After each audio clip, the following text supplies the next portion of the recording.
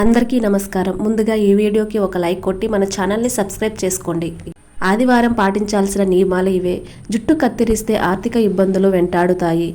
ఆదివారం సెలవు రోజు. ఆ రోజు చాలా పనులు చేసుకునేందుకు ప్లాన్ వేసుకుంటారు.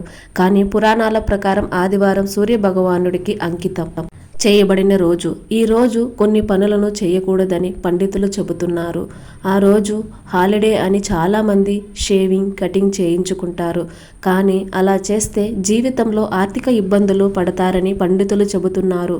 పండితులు తెలిపిన వివరాల ప్రకారం అసలు ఆదివారం ఎలాంటి పనులు చేయకూడదో ఇప్పుడు ఈ వీడియోలో తెలుసుకుందాం.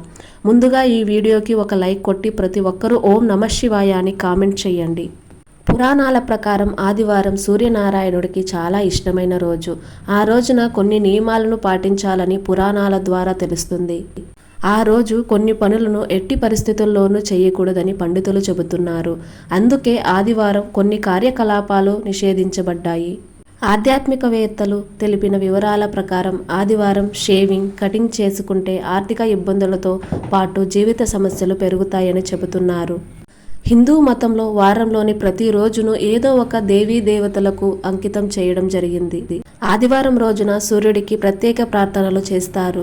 ఆదివారం తప్పనిసరిగా సూర్య నమస్కారాలు చేయాలి. ఆదిత్య హృదయం, సూర్యాష్టకం పఠించాలి. సూర్యునికి ఎదురుగా నిలబడి దోశలతో నీళ్లు తీసుకుని సూర్యునికి చూపించి ఒక ప్లేట్లో వదలాలి. ఇలా చేయడం వలన సూర్య భగవానుడి ఆశీస్సులతో పాటు పితృదేవతల శాపం నుంచి విముక్తి కలుగుతుందని చెబుతున్నారు. పురాణాల ప్రకారం ఆదివారం ఉదయం స్నానం చేసిన తర్వాత సూర్యుడిని పూజించడం, ఉపవాసం ఉండటం వల్ల భగవంతుని ఆశీస్సులు లభిస్తాయి. జీవితంలోని అన్ని దుఃఖాలు తొలగిపోతాయి. ఆదివారం నాడు ఇనుముతో చేసిన ఏ వస్తువును కొనకండి. ఈ రోజున కొత్త కారు కొనడం కూడా నిషిద్ధం.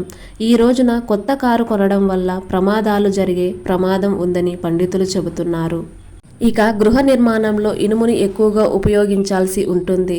అందుకే ఆదివారం ఇల్లు ప్రారంభించకూడదని పండితులు చెబుతున్నారు. ఆదివారం నాడు పశ్చిమ దిశలో ప్రయాణించవద్దు. ఈ రోజున పశ్చిమ దిశలో ప్రయాణించడం అశుభమని భావిస్తారు.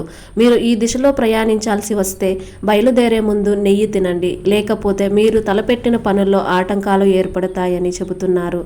ఆదివారం నాడు రావి చెట్టును పూజించవద్దు. హిందూ విశ్వాసాల ప్రకారం ఆదివారం నాడు రావి చెట్టును పూజించే ఎవరైనా వారి జీవితంలో పేదరికాన్ని అనుభవిస్తారు.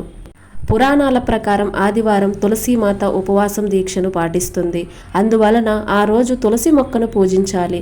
కానీ ఎట్టి పరిస్థితుల్లోనూ తులసిని అంటుకోకూడదు. ఉపవాస దీక్షను పాటించడం వలన ఆదివారం రోజు తులసి మొక్కకు నీరు పోయకూడదు. చాలామంది ఆదివారం సెలవు రోజుని కటింగ్, షేవింగ్ చేసుకుంటారు. కానీ పురాణాల ప్రకారం అలా చేస్తే ఆర్థిక ఇబ్బందులు పడతారని చెబుతున్నారు. అందుకే పురాణాలు ఆదివారాల్లో జుట్టు కత్తిరించడాన్ని నిషేధించారు. కాబట్టి ఆ రోజున జుట్టు కత్తిరించుకోకండి. ఆ రోజున జుట్టు కత్తిరించడం వల్ల మీ జాతకంలో సూర్యుడు బలహీనపడతాడని నమ్ముతారు. ఆదివారం నాడు నలుపు, నీలం రంగు దుస్తులు ధరించవద్దు. ఈ రోజున ఈ రంగులను ధరించడం నిషిద్ధం. సూర్య భగవానుడి అనుగ్రహం పొందడానికి ఈ రోజు ఎరుపు రంగు దుస్తులు ధరించండి. ఈ వీడియో మీకు నచ్చినట్లయితే ఒక లైక్ కొట్టి మీకున్న ధర్మ సందేహాలకు కామెంట్ చేయండి. ఓం నమః శివాయ.